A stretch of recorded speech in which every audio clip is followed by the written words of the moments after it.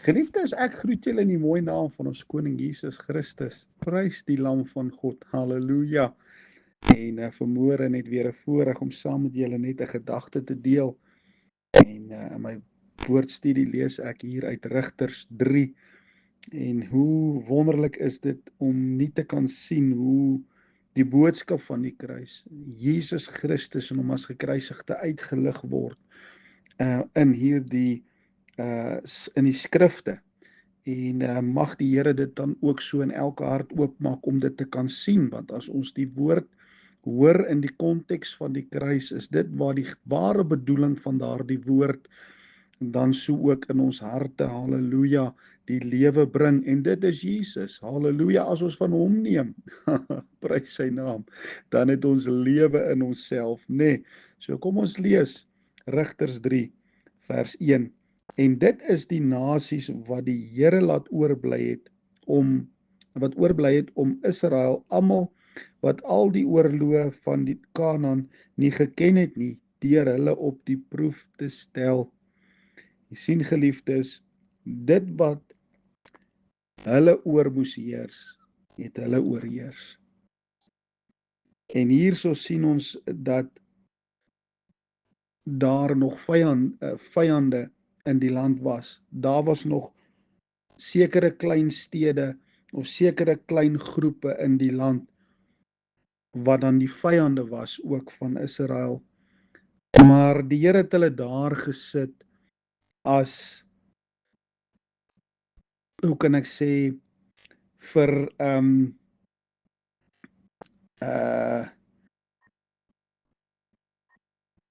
as disciplinary measures, as ek dit nou so, verskoon my Engels, maar is daar gesit sodat die volk sal leer om nie te vertrou op die vlees en eie krag en eie sterkte nie, maar dat hulle sal vertrou op die oorwinning wat die Here gebring het, halleluja, en dat hulle sal wandel in dit wat God vir hulle voorgesit het, in die weë van die Here, om dan so ook dat hulle die gebooie van die Here sal gehoorsaam.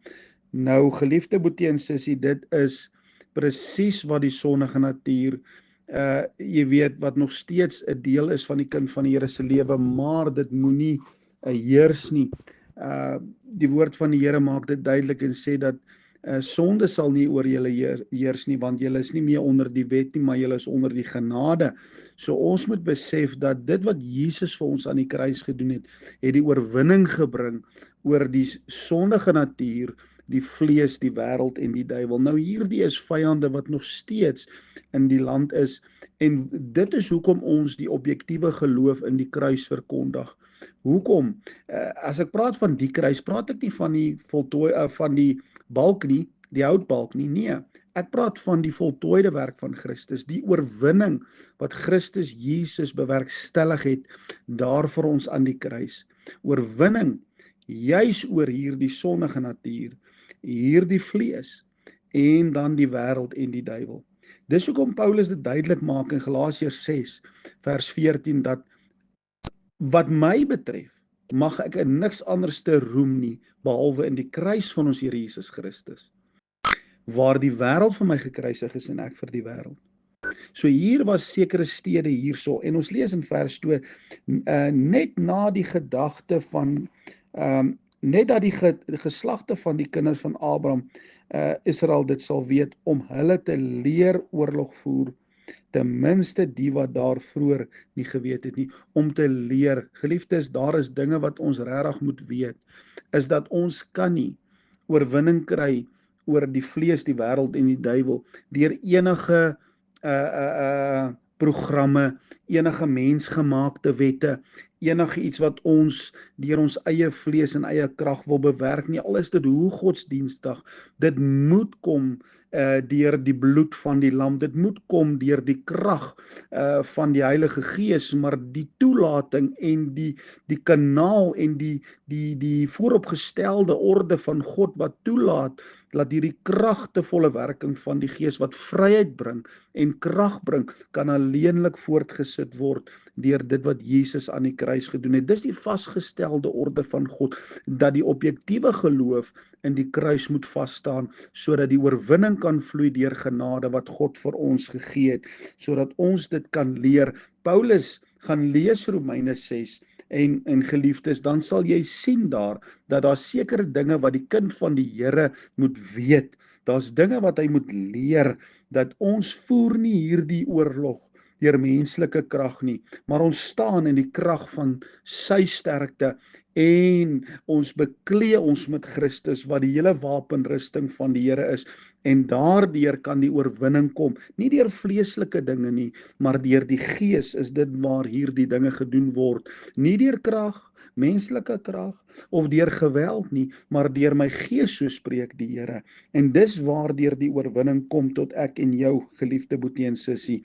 En hy lees hierso in vers 3, 5 vorste van die Filistyne en al die Kanaaniete en die Sidoniete en die Hiwitiete wat in die gebergte Libanon gewoon het, van die berg Baal Harmon af tot by die ingang van Harmat, en 4 is wat aansluit dat hulle sou geleer het. Waarvoor was hierdie hoe kan ek sê, die disciplinary measures daar gesit? Hulle was dan daar om deur hulle Israel op die proef te stel, om te weet of hulle na die gebooie van die Here wat hulle vader deur Moses beveel het, te luister. Hoekom is die sondige natuur daar? Die sondige natuur is daar nie nie vir enige ander rede behalwe dat dit die kind van die Here sal wys wanneer hy sy geloof en vertroue wegvat in dit wat Jesus aan die kruis gedoen het. Geliefdes, hierdie is 'n kardinale waarheid wat soveel mense miskyk, is dat wanneer hulle wegkyk van dit wat Jesus aan die kruis gedoen het, is hulle nie besig om die gebooie van die Here te gehoorsaam nie. Hoekom nie? Want Jesus Christus het dit ten volle gehoorsaam. En deur my geloof is ek nou die geregtigheid van God in Christus Jesus. Dis wat deur die geloof kom in dit wat Jesus aan die kruis gedoen het. Dis nie te sê dat jy goddeloos gaan wandel nie, maar die krag wat daar lê en die oorwinning wat daar lê, wat Jesus Christus bewerkstellig het deur die werk van die kruis, is dit wat vir my nou veroorsaak sodat ek sal heers oor hierdie dinge en na die Gees kan wandel en God welbehaaglik wees, geliefde boetie en sussie. So dit wat daar gestel is, dat ons daaroor sal heers, dat dit nie toegelaat word om oor jou te heers nie. Want hierso sien ons dan, en as ons verder lees, doen dit bietjie en gaan kyk waar die kinders van die Here weer gaan. Hulle het nou verstrengel geraak met dit wat daar was.